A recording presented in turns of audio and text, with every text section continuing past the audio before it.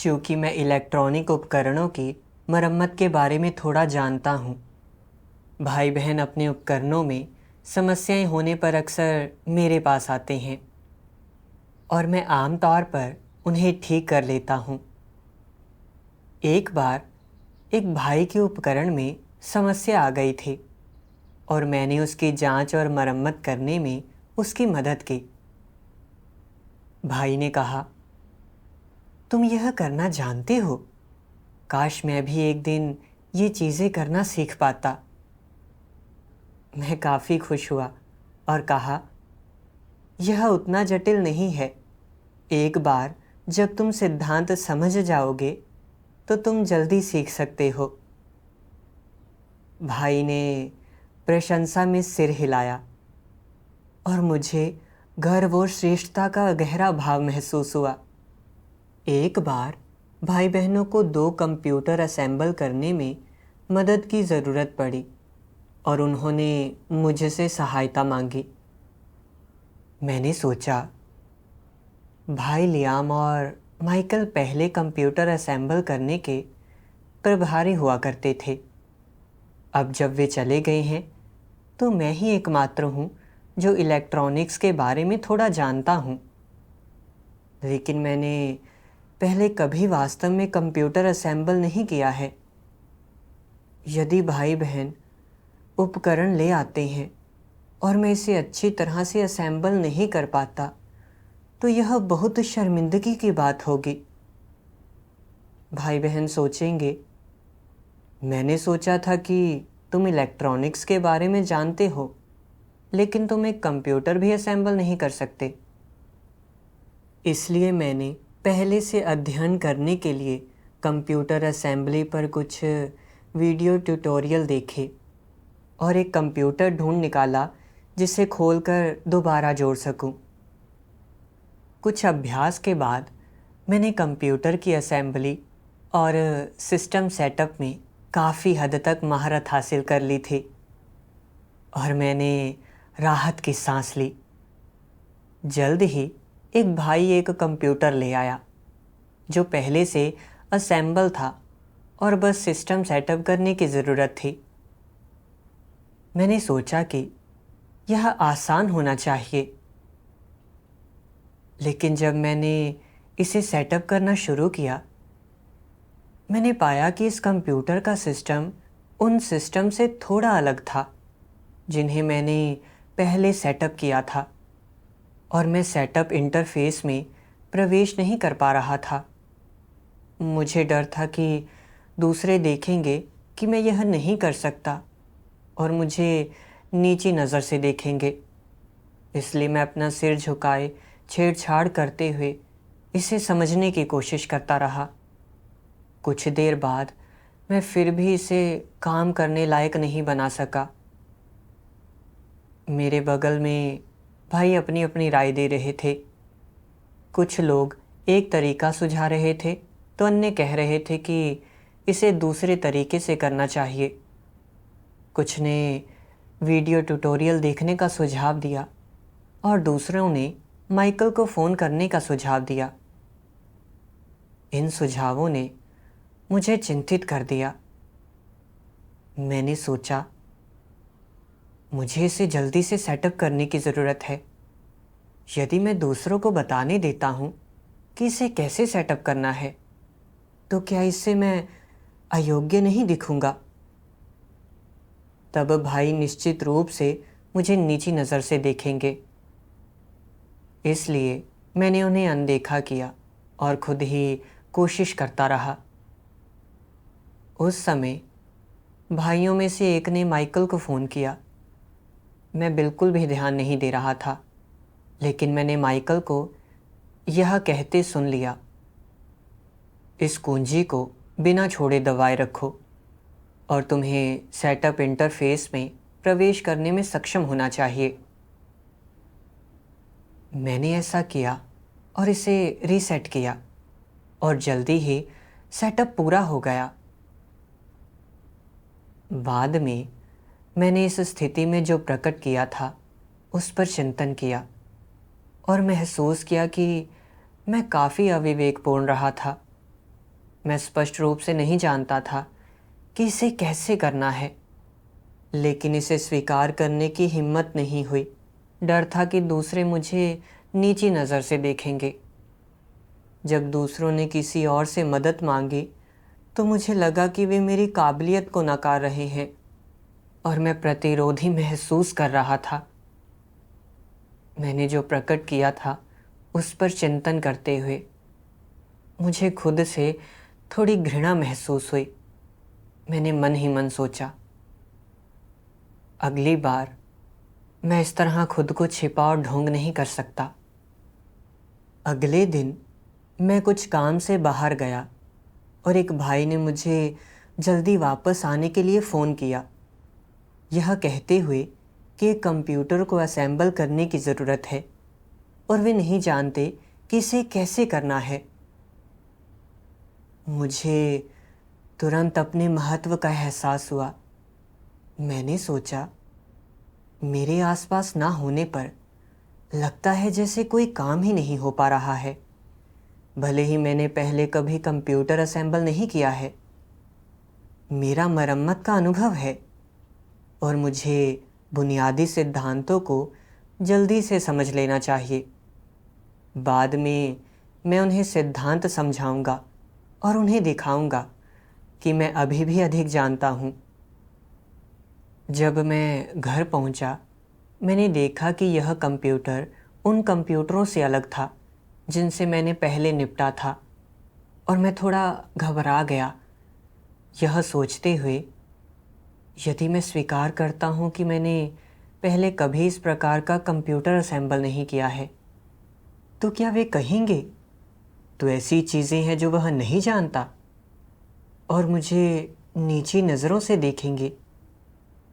इसलिए अपने पिछले अनुभव के आधार पर मैंने असेंबली के सिद्धांत समझाए और इसे कैसे चलाना है यह समझाया, लेकिन इसे असेंबल करते हुए यह पक्का नहीं था कि मैं इसे सही कर रहा हूँ। मैं इतना बेचैन था कि मुझे पसीना आने लगा। मैं सलाह के लिए लियाम को फ़ोन करना चाहता था, लेकिन मैं मदद मांगने की हिम्मत ही नहीं जुटा पाया। मैंने सोचा, भाई बहन सोचते हैं कि मैं यह करना जानता हूँ, लेकिन अगर मैं लियाम से मदद मांगता हूँ तो वे निश्चित रूप से सोचेंगे कि मेरा कौशल अच्छा नहीं है। क्या वे अब भी मेरा बहुत आदर करेंगे?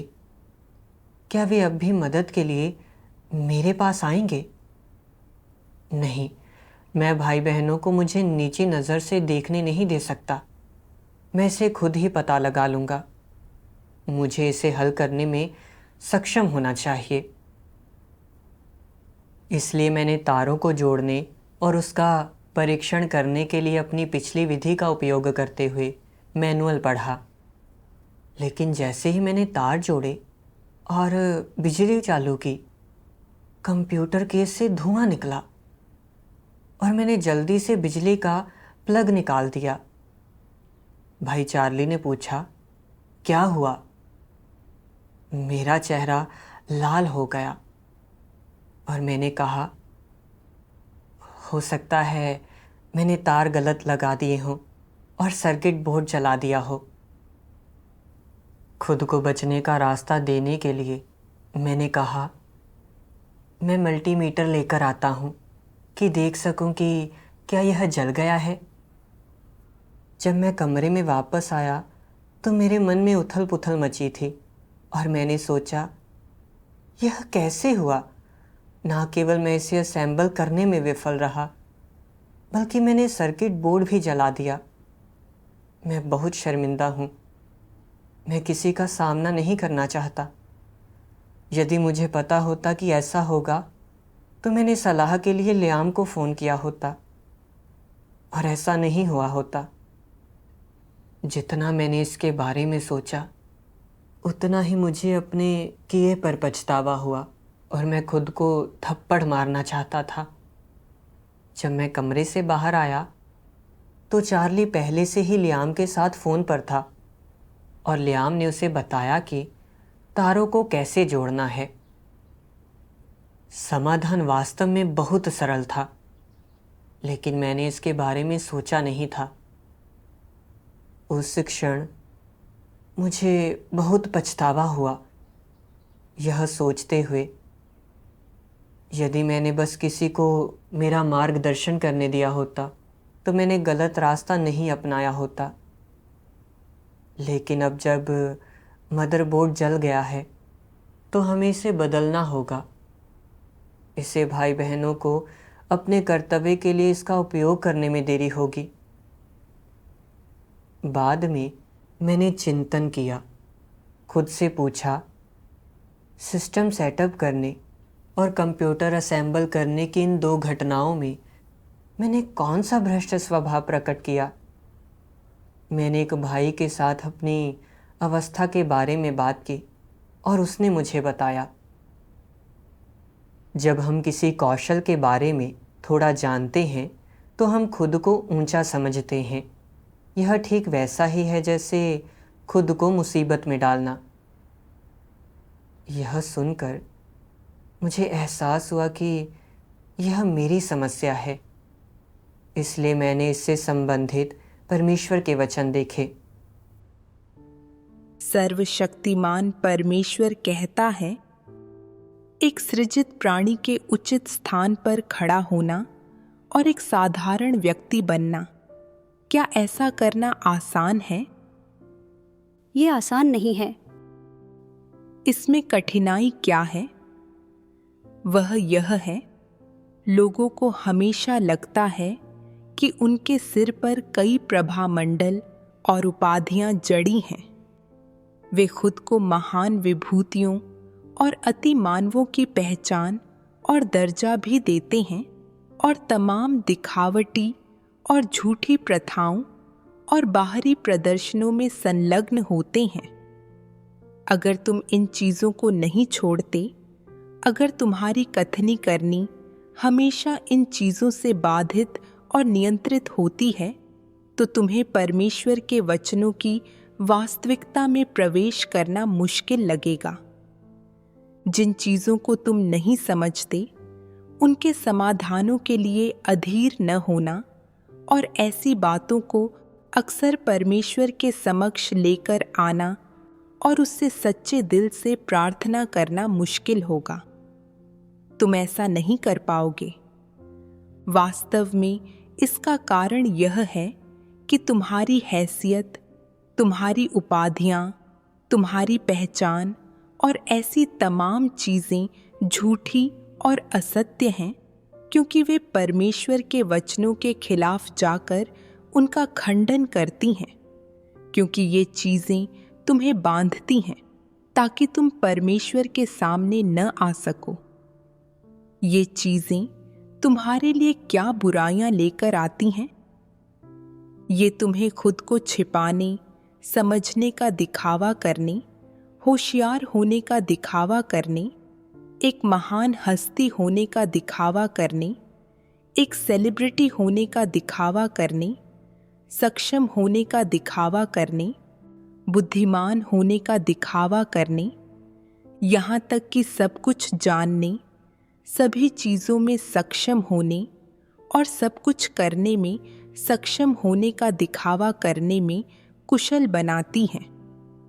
वह इसलिए ताकि दूसरे तुम्हारी पूजा करें और तुम्हें सराहें। वे अपनी तमाम समस्याओं के साथ तुम्हारे पास आएंगे, तुम पर भरोसा करेंगे और तुम्हारा आदर करेंगे।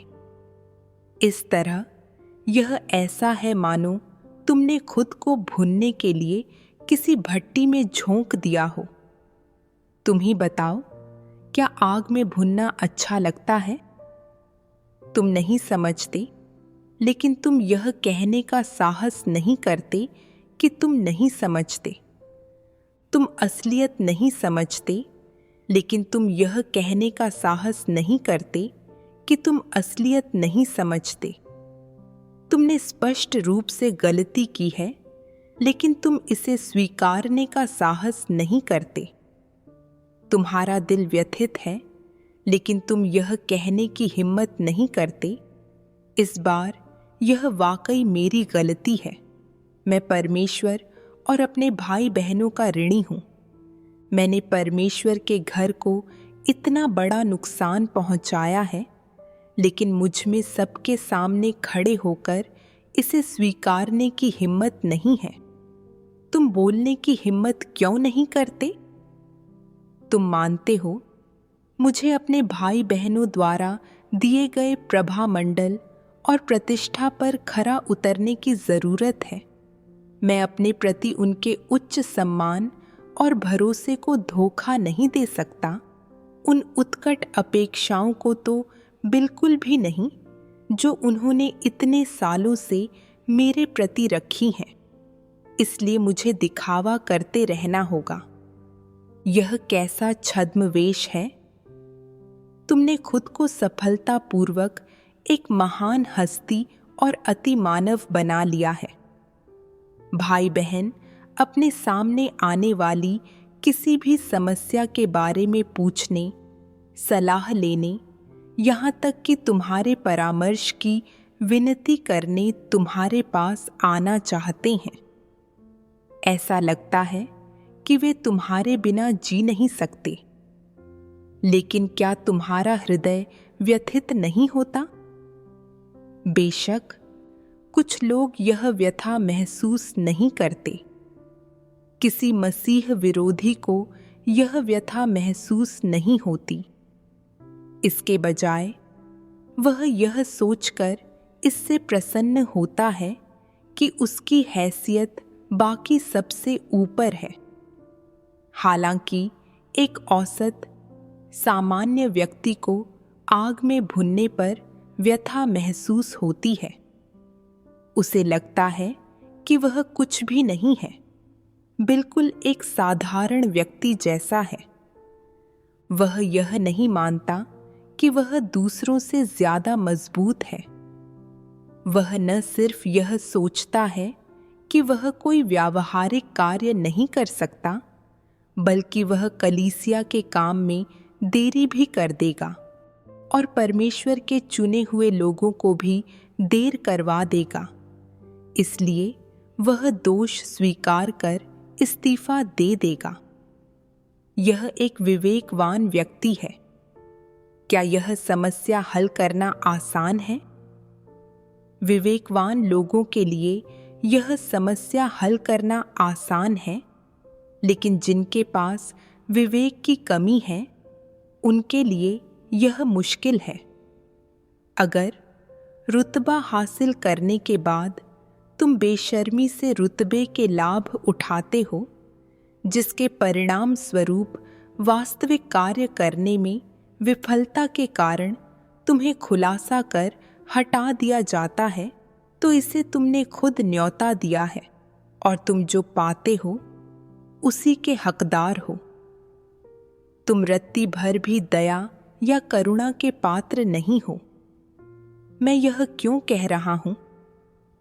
इसलिए कि तुम ऊंचे स्थान पर खड़े होने पर जोर देते हो। तुम भुनने के लिए खुद को आग में झोंकते हो। तुमने अपने पैरों पर खुद कुल्हाड़ी मारी है। परमेश्वर के वचनों ने मुझे उजागर कर दिया, जिससे मैं बहुत शर्मिंदा हुआ। लोगों की नज़रों में अपना रुतबा बनाए रखने के लिए मैं लगातार ढोंग करता रहा और दिखावा करता रहा। हालांकि मैं मरम्मत के बारे में थोड़ा जानता था। मैंने वास्तव में कभी कंप्यूटर असेंबल नहीं किया था। जब भाई बहनों ने मुझसे कंप्यूटर असेंबल करने के लिए कहा, मुझे डर था कि वे मुझे नीची नज़र से देखेंगे। इसलिए मैंने पहले अध्ययन और अभ्यास किया।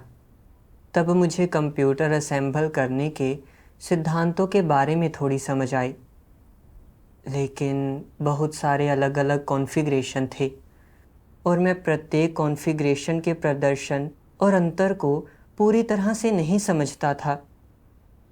भाई बहनों द्वारा नीची नज़र से देखे जाने से बचने के लिए जब मैंने ऐसे कंप्यूटरों को सामने पाया जिन्हें मैंने पहले कभी सेटअप या असेंबल नहीं किया था, तो मुझ में यह स्वीकार करने की हिम्मत नहीं हुई कि मैं इसे करना नहीं जानता। मुझे डर था कि वे कहेंगे, क्या तुम्हें इलेक्ट्रॉनिक उपकरणों के बारे में जानना नहीं चाहिए? तुम एक कंप्यूटर भी कैसे असेंबल नहीं कर सकते? भाई बहनों के बीच इलेक्ट्रॉनिक्स और प्रौद्योगिकी के बारे में जानकार होने की अच्छी छवि बनाए रखने के लिए मैं खुद को छिपाता और ढोंग करता रहा। पहले कंप्यूटर के साथ भले ही मैं स्पष्ट रूप से इसे सेटअप करना नहीं जानता था, मैंने सच स्वीकार करने की हिम्मत नहीं की। मैंने सिर झुकाए रखा, खुद ही इसे समझने की कोशिश करता रहा। जब एक भाई ने मदद के लिए फ़ोन किया तो मैं सुनना भी नहीं चाहता था। बाद में जब दूसरा कंप्यूटर असेंबल कर रहा था, मैंने खुद को और भी ऊंचा उठा लिया, यह सोचते हुए कि वे नहीं समझते और मैं समझता हूँ। इसलिए मैंने खुद को शिक्षक के रूप में स्थापित किया। सिद्धांत और इसे कैसे असेंबल करना है यह समझाया। मैं स्पष्ट रूप से जानता था कि यह कंप्यूटर उन कंप्यूटरों से अलग है जिन्हें मैंने पहले असेंबल किया था, और पिछली वायरिंग विधि का उपयोग करना शायद काम ना करे। और मैंने सलाह के लिए ल्याम को फ़ोन करने के बारे में सोचा, लेकिन मुझे भाई बहनों की नज़रों में इलेक्ट्रॉनिक्स और टेक्नोलॉजी के बारे में जानकार होने की अच्छी छवि खोने का डर था। इसलिए मैंने बस मन मार कर चीज़ें समझाने और तार जोड़ने की कोशिश की, और अंत में कंप्यूटर से काले धुएं का गुबार निकला। मेरा मुखौटा पूरी तरह से उतर गया और मैं अब और ढोंग नहीं कर सकता था। ना केवल भाई बहनों ने मेरी असलियत जान ली, बल्कि मैंने मदरबोर्ड भी जला दिया। इससे भाई बहनों को अपने कर्तव्यों के लिए इसका उपयोग करने में देरी हुई। केवल परमेश्वर के वचनों के प्रकाशन के माध्यम से ही मुझे एहसास हुआ कि मैं एक शैतानी स्वभाव में जी रहा था और एक भी ईमानदार शब्द कहने में असमर्थ था। मैं लगातार खुद को छिपा रहा था और ढोंग कर रहा था। इलेक्ट्रॉनिक्स और टेक्नोलॉजी में जानकार होने की अपनी अच्छी छवि बनाए रखने की कोशिश कर रहा था।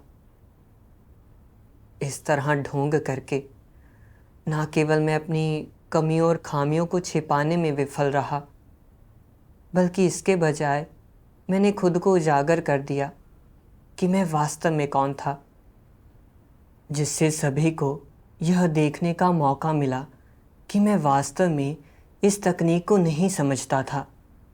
उन्होंने और भी स्पष्ट रूप से देखा कि मैं कितना कपटी और पाखंडी था। परिणाम स्वरूप मैंने अपनी सत्य निष्ठा गंवा दी। तभी मुझे एहसास हुआ कि ढोंग करना मेरी कितनी बड़ी मूर्खता थी। बाद में मैंने और आत्मचिंतन किया, खुद से पूछते हुए, कौन सा भ्रष्ट स्वभाव मुझे हमेशा ढोंग करने के लिए प्रेरित कर रहा था। तब मैंने परमेश्वर के वचनों का यह अंश पढ़ा। सर्वशक्तिमान परमेश्वर कहता है, जब लोग हमेशा मुखौटा लगाए रहते हैं, हमेशा खुद को अच्छा दिखाते हैं, हमेशा खास होने का ढोंग करते हैं जिससे दूसरे उनके बारे में अच्छी राय रखें और अपने दोष या कमियां नहीं देख पाते, जब वे लोगों के सामने हमेशा अपना सर्वोत्तम पक्ष प्रस्तुत करने की कोशिश करते हैं, तो यह किस प्रकार का स्वभाव है? यह अहंकार है, कपट है, पाखंड है। यह शैतान का स्वभाव है। यह एक दुष्ट स्वभाव है।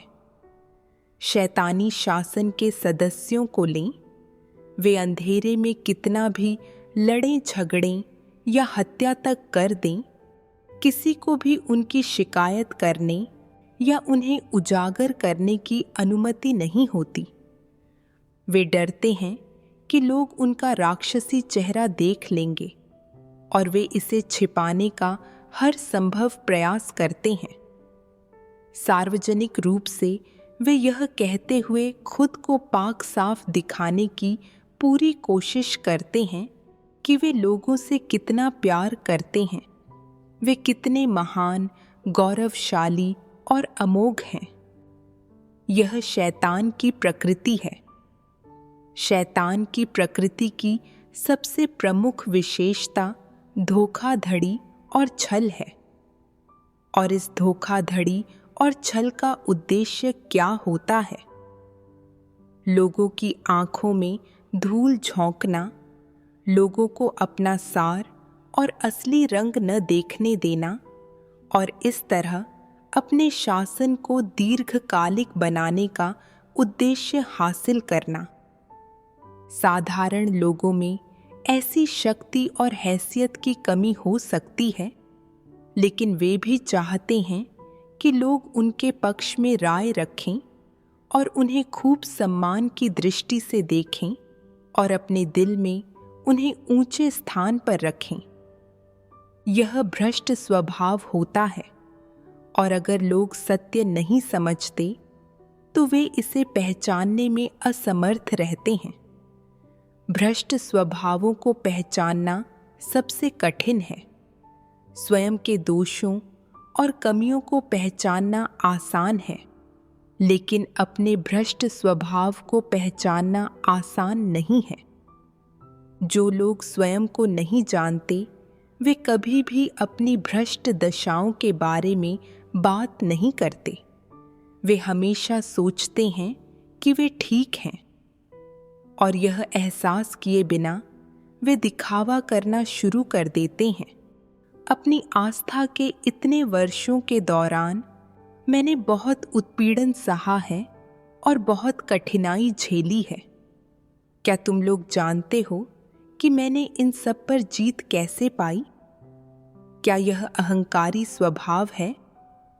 स्वयं को प्रदर्शित करने के पीछे क्या प्रेरणा है?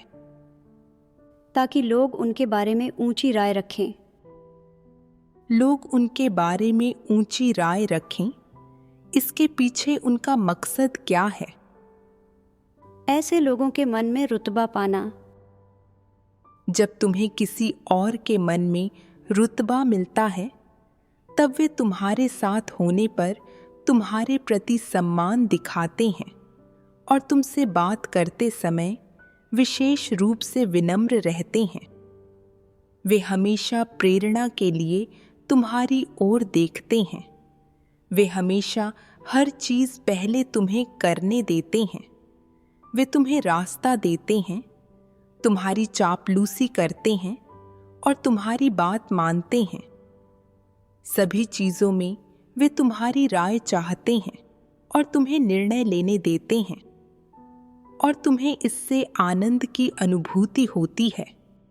तुम्हें लगता है कि तुम किसी और से अधिक ताकतवर और बेहतर हो। यह एहसास हर किसी को पसंद आता है।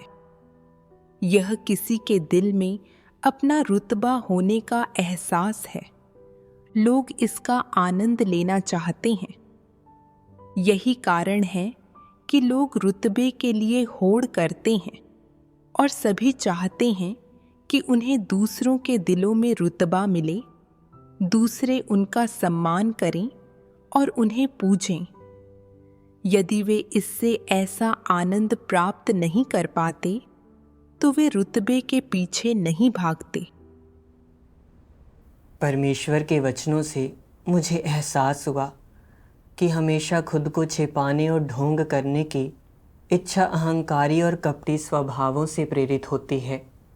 मेरा अहंकारी स्वभाव मुझे दूसरों की प्रशंसा और आराधना खोजने पर मजबूर करता है और मेरा कपटी स्वभाव मुझे अपनी कमियों और खामियों के संबंध में खुद को छिपाने और ढोंग करने की ओर ले जाता है, जहाँ मैं दूसरों की प्रशंसा पाने के प्रयास में केवल अपना अच्छा पक्ष दिखाता हूँ। यह सीसीपी की तरह है, जो मामलों को छिपाने और लीपापोती करने में माहिर है। चाहे उनकी अंदरूनी कलह कितनी भी तीव्र क्यों ना हो या उन्होंने कितने भी बुरे काम क्यों ना किए हों, वे कभी भी मीडिया को इसकी रिपोर्ट करने की अनुमति नहीं देते, इस डर से कि लोग उनका शैतानी चेहरा देख लेंगे और उनका समर्थन करना बंद कर देंगे। वे मीडिया का उपयोग अपनी महानता, महिमा और सही होने की छवि को बढ़ावा देने और महिमा मंडित करने के लिए भी करते हैं, लोगों को धोखा देते हुए और उनकी आंखों में धूल झोंकते हुए हमेशा के लिए लोगों पर शासन करने का लक्ष्य रखते हैं। यह सचमुच नीच और दुष्ट है।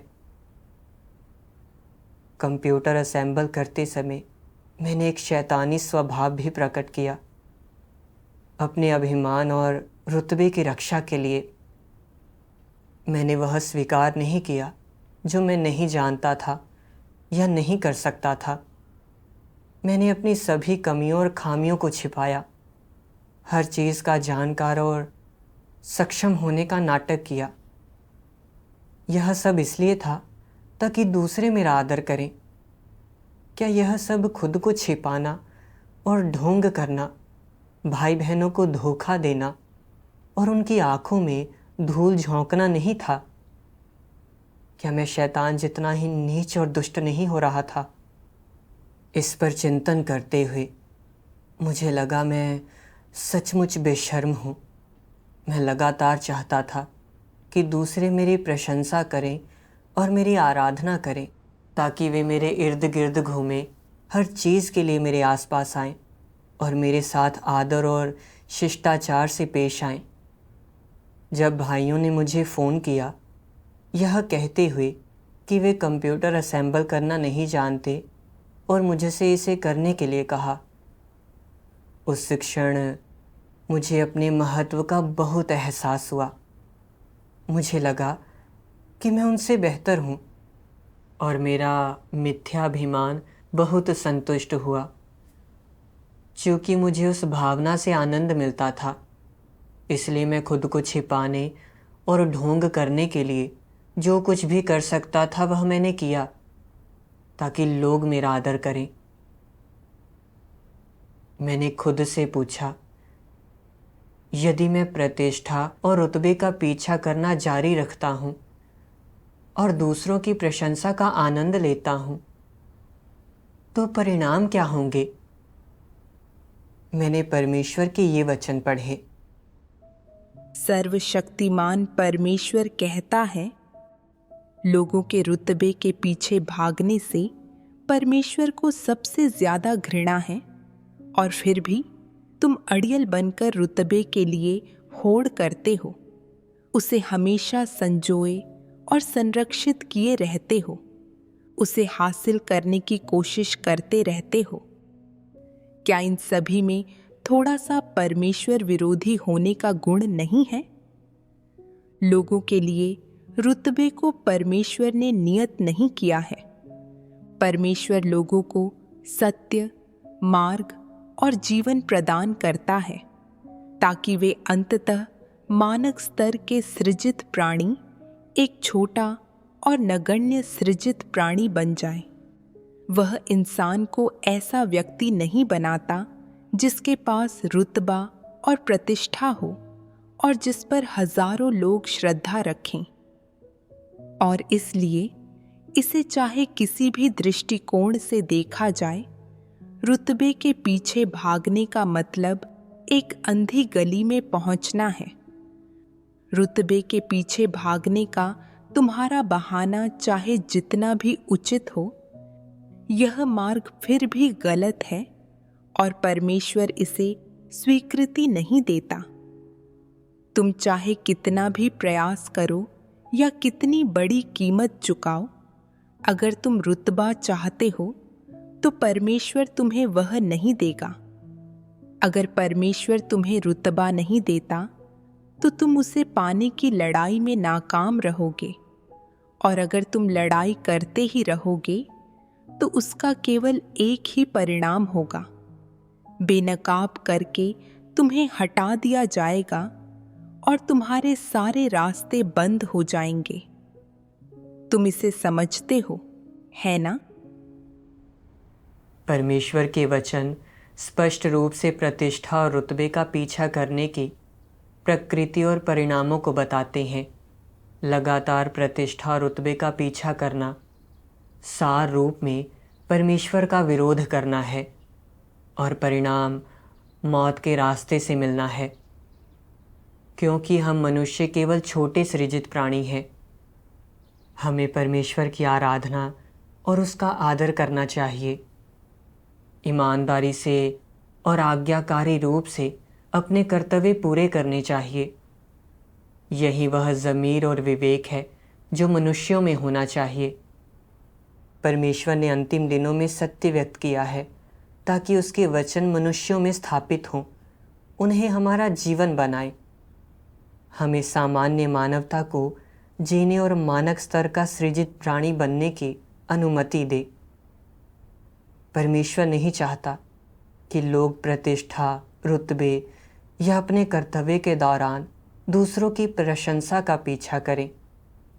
यदि मैं लगातार ढोंग करता और प्रतिष्ठा और रुतबे का पीछा करता और मैंने पश्चाताप नहीं किया, बदला नहीं या सत्य का अभ्यास नहीं किया, तो मैं निश्चित रूप से अंततः परमेश्वर द्वारा प्रकट और हटा दिया जाऊंगा। मैंने सोचा कि कैसे परमेश्वर के घर से निकाले गए अधिकांश मसीह विरोधी प्रतिष्ठा और रुतबे का पीछा करते थे।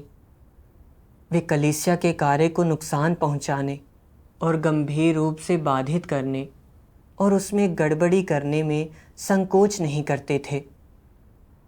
अंततः जिसके कारण उन्हें निकाल दिया गया। इस समस्या की गंभीरता को महसूस करते हुए मैंने परमेश्वर से प्रार्थना की, अपनी अवस्था को बदलने को तैयार होकर अब और लोगों की प्रशंसा का पीछा ना करते हुए मैं इसके बजाय ईमानदारी से एक छोटा सृजित प्राणी बनने को तैयार था। बाद में मैंने परमेश्वर के वचनों का एक और अंश पढ़ा। सर्वशक्तिमान परमेश्वर कहता है, अगर तुम आग में बैठकर भुनना नहीं चाहते तो तुम्हें ये सभी उपाधियां और प्रभामंडल त्याग देने चाहिए और अपने भाई बहनों को अपने दिल की वास्तविक दशाएं और विचार बताने चाहिए। इस तरह भाई बहन तुम्हारे साथ ठीक से पेश आ सकेंगे और तुम्हें भेष बदलने की ज़रूरत नहीं पड़ेगी। अब जबकि तुम खुल गए हो और अपनी वास्तविक दशा पर प्रकाश डाल रहे हो, तो क्या तुम्हारा दिल ज़्यादा सहजता, ज़्यादा सुकून महसूस नहीं करता? अपनी पीठ पर इतना भारी बोझ लेकर क्यों चला जाए? अगर तुम अपनी वास्तविक दशा बता दोगे, तो क्या भाई बहन वास्तव में तुम्हें हेय दृष्टि से देखेंगे? क्या वे सचमुच तुम्हें त्याग देंगे? बिल्कुल नहीं। इसके विपरीत भाई बहन तुम्हारा अनुमोदन करेंगे और अपने दिल की बात बताने का साहस करने के लिए तुम्हारी प्रशंसा करेंगे। वे कहेंगे कि तुम एक ईमानदार व्यक्ति हो। इससे कलीसिया में तुम्हारे काम में कोई बाधा नहीं आएगी, न ही उस पर थोड़ा सा भी नकारात्मक प्रभाव पड़ेगा। अगर भाई बहन वास्तव में देखेंगे कि तुम्हें कठिनाइयां हैं, तो वे स्वेच्छा से तुम्हारी मदद करेंगे और तुम्हारे साथ काम करेंगे। तुम लोग क्या कहते हो? क्या ऐसा ही नहीं होगा? ताकि दूसरे लोग तुम्हें आदर की दृष्टि से देखें, इसलिए हमेशा छद्म वेश धारण करना सबसे मूर्खतापूर्ण चीज है। सबसे अच्छा नजरिया है सामान्य दिल वाला एक साधारण व्यक्ति बनना, परमेश्वर के चुने हुए लोगों के सामने शुद्ध और सरल तरीके से खुलने में सक्षम होना और अक्सर दिली बातचीत करना। जब लोग तुम्हारा आदर करें, तुम्हें सराहें, तुम्हारी अत्यधिक प्रशंसा करें या चापलूसी भरे शब्द बोलें, तो कभी स्वीकार न करो। इन सभी चीज़ों को खारिज कर देना चाहिए। तुम्हें एक औसत व्यक्ति, एक साधारण व्यक्ति, एक सामान्य व्यक्ति बनने का अभ्यास कैसे करना चाहिए? पहले तुम्हें उन चीज़ों को नकार कर त्याग देना चाहिए जिन्हें तुम बहुत अच्छी और मूल्यवान समझते हो। साथ ही उन सतही, सुंदर शब्दों को भी नकार कर त्याग देना चाहिए जिनसे दूसरे तुम्हें सराहते और तुम्हारी प्रशंसा करते हैं। अगर अपने दिल में तुम स्पष्ट हो कि तुम किस तरह के इंसान हो, तुम्हारा सार क्या है, तुम्हारी विफलताएं क्या हैं और तुम कौन सी भ्रष्टता प्रकट करते हो, तो तुम्हें अन्य लोगों के साथ खुले तौर पर इसकी संगति करनी चाहिए ताकि वे देख सकें कि तुम्हारी असली हालत क्या है, तुम्हारे विचार और मत क्या हैं, ताकि वे जान सकें कि तुम्हें ऐसी चीज़ों के बारे में क्या ज्ञान है। चाहे जो भी करो, ढोंग या दिखावा मत करो। दूसरों से अपनी भ्रष्टता और असफलताएं मत छिपाओ जिससे कि किसी को उनके बारे में पता न चले। इस तरह का झूठा व्यवहार तुम्हारे दिल में एक बाधा है और यह एक भ्रष्ट स्वभाव भी है और लोगों को पश्चाताप करने और बदलने से रोक सकता है। तुम्हें परमेश्वर से प्रार्थना करनी चाहिए और दूसरों के द्वारा तुम्हें दी जाने वाली प्रशंसा, उनके द्वारा तुम पर बरसाई जाने वाली महिमा और उनके द्वारा तुम्हें प्रदान किए जाने वाले मुकुटों जैसी झूठी चीज़ों पर रुककर विचार और विश्लेषण करना चाहिए। तुम्हें देखना चाहिए कि ये चीज़ें तुम्हें कितना नुकसान पहुंचाती हैं। ऐसा करने से तुम्हें अपना माप पता चल जाएगा, तुम आत्मज्ञान प्राप्त कर लोगे और फिर खुद को एक अति मानव या कोई महान हस्ती नहीं समझोगे। जब तुम्हें इस तरह की आत्म जागरूकता प्राप्त हो जाती है, तो तुम्हारे लिए दिल से सत्य को स्वीकार करना, परमेश्वर के वचनों को स्वीकार करना और मनुष्य से परमेश्वर की अपेक्षाएं स्वीकार करना, अपने लिए परमेश्वर का उद्धार स्वीकार करना, दृढ़ता से एक आम इंसान, एक ईमानदार और भरोसेमंद इंसान बनना और अपने एक सृजित प्राणी और परमेश्वर सृष्टिकर्ता के बीच सामान्य संबंध स्थापित करना आसान हो जाता है।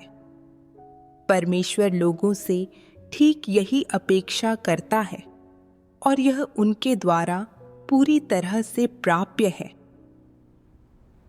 परमेश्वर के वचनों ने मेरे भ्रामक विचारों और दृष्टिकोणों को सुधारा और मुझे अभ्यास का एक मार्ग दिखाया।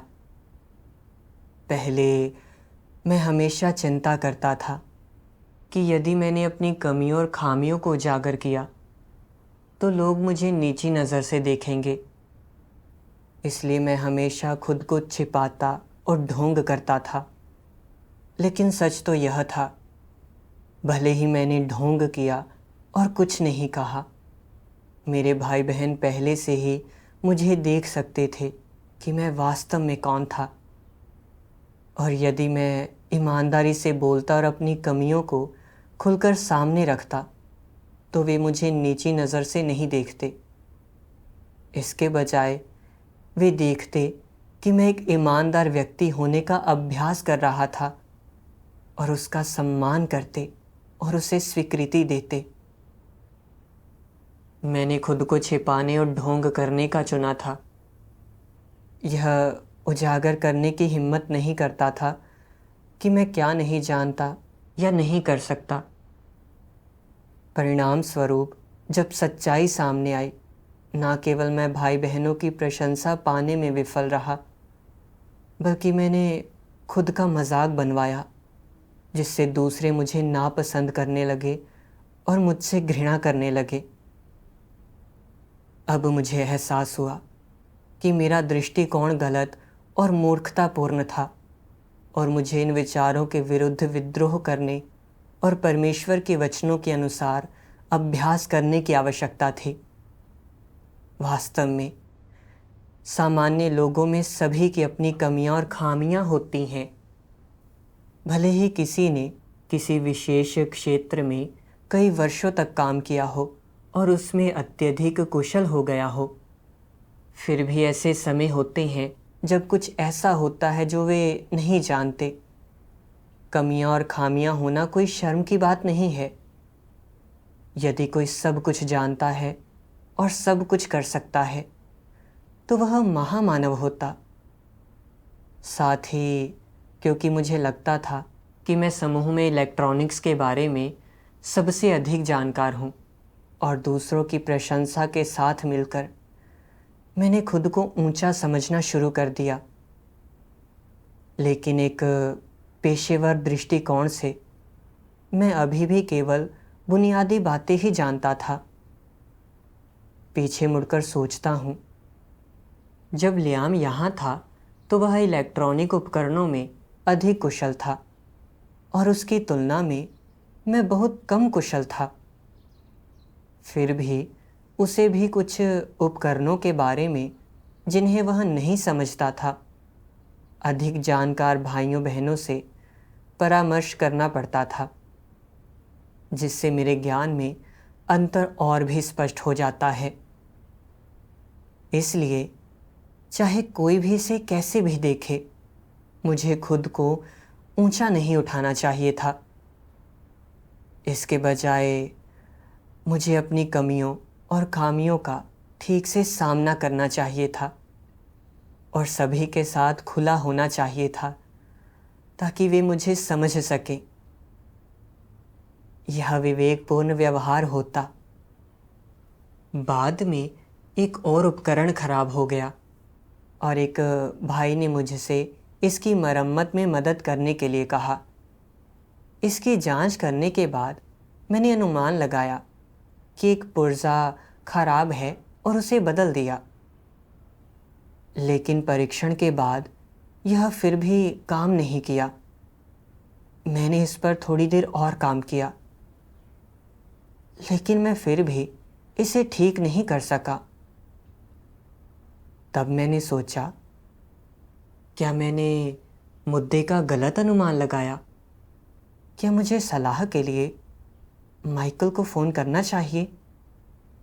उसने पहले इस प्रकार के उपकरणों पर अधिक काम किया है, तो शायद उसने इस समस्या का सामना किया हो। लेकिन फिर मैंने सोचा, यदि मैं इसे हल नहीं कर सकता और मदद मांगने की ज़रूरत पड़ती है, तो भाई बहन निश्चित रूप से सोचेंगे कि मैं पर्याप्त कुशल नहीं हूँ और वे अब मेरा आदर नहीं करेंगे। मैं उन्हें मुझे नीची नज़र से देखने नहीं दे सकता। यदि मैं कोशिश करता रहूं, तो मुझे इसे खुद ही पता लगाने में सक्षम होना चाहिए। जब मेरे मन में वह विचार आया, तो मुझे एहसास हुआ कि मैं फिर से खुद को छिपाने और ढोंग करने की कोशिश कर रहा हूँ। इसलिए मैंने अपने दिल में प्रार्थना की, परमेश्वर, मैंने इस प्रकार की मशीन पर ज़्यादा काम नहीं किया है और मुझे पक्का नहीं पता कि समस्या कहाँ है। मुझे डर है कि भाई मुझे नीची नज़र से देखेंगे और मैं फिर से ढोंग करना चाहता हूँ। परमेश्वर, कृपया एक ईमानदार व्यक्ति बनने में मेरी अगुवाई कर, ताकि मैं अपनी कमियों और खामियों का सामना कर सकूं और सक्रिय रूप से दूसरों से मदद खोज सकूं। प्रार्थना करने के बाद मैंने सलाह मांगने के लिए माइकल को फ़ोन किया। उसकी सलाह का पालन करते हुए मैंने जांच की और समस्या की जड़ की पहचान की और जल्दी से उसे ठीक कर दिया। इस तरह से अभ्यास करने से मुझे आराम और सहज महसूस हुआ। एक ओर मैंने भाई बहनों को उनके कर्तव्यों के लिए उपकरणों का उपयोग करने में देरी नहीं कराई, और दूसरी ओर मैंने जानबूझकर फिर से खुद को ना छिपाकर और ढोंग ना करके थोड़ा सत्य का अभ्यास किया। यह परमेश्वर के वचनों का मार्गदर्शन था, जिसने मुझे अनुसरण करने का सही लक्ष्य दिया। मैं सत्य का अनुसरण करने और अभ्यास करने, ईमानदारी से अपने कर्तव्य निभाने और एक मानक स्तर का सृजित प्राणी बनने को तैयार हूँ।